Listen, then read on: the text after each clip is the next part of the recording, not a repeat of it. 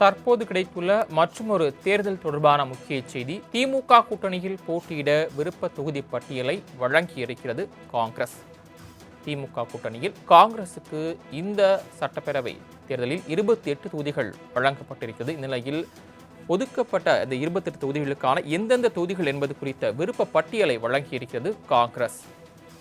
கூடுதல் விவரங்களை செய்தியாளர் நௌசாத் வழங்க கேட்கலாம். நௌசாத், விருப்ப பட்டியலில் எந்தெந்த தொகுதிகள் இடம்பெற்றிருக்கிறது விவரங்கள்? வணக்கம் சரவணன். திமுக கூட்டணியில் இடம்பெற்றிருக்கிற காங்கிரஸ்க்கு 28 இடங்கள் ஒதுக்கப்பட்டதுங்க.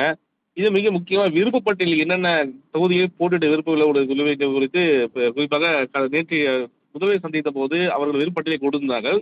அந்த பட்டியலில் மிக முக்கியமாக கிளியூர், விளவங்கோடு, குறிப்பாக ஸ்ரீவைகுண்டம் மற்றும் அலங்குளம் மற்றும் காரைக்குடி, ராமநாதபுரம், நாங்குநேரி, ஊத்தங்கரை, முசிறி, அம்பத்தூர், பொன்னேரி, கடலூர், சிதம்பரம், மொடக்குறிச்சி, திருப்பூர் தெற்கு, குறிப்பாக மதுராந்தகம், அறந்தாங்கி, மேட்டூர், ஊட்டி, விருதாச்சலம், குளச்சல், பத்மநாபபுரம், விருதுநகர், தென்காசி, குறிப்பாக திருவடனை, முதுகுளத்தூர், திருநெல்வேலி, மணப்பாறை, சோளிங்கர், ஸ்ரீபெரும்பூர் மற்றும் மயிலாடுதுறை, கும்பகோணம், மேலும் மதுரை தெற்கு, கோயம்புத்தூர் தெற்கு, கலசப்பாக்கம், புதுக்கோட்டை, வேளச்சேரி, சிவகாசி, வேதாரண்யம் உள்ளிட்ட 40 விருப்பப்பட்டியலை கொடுத்திருக்கிறார்கள்.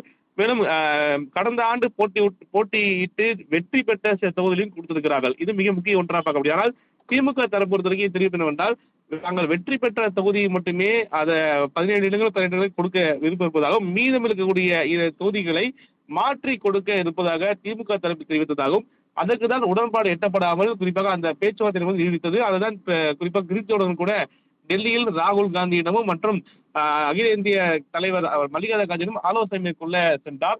இந்த நிலையில் விருப்பப்பட்டியலில் கொடுக்கக்கூடிய பட்டியல் தற்சமயம் வெளியாக இருக்கிறது. இது மிக முக்கிய ஒன்றாக பார்க்கப்படுகிறது.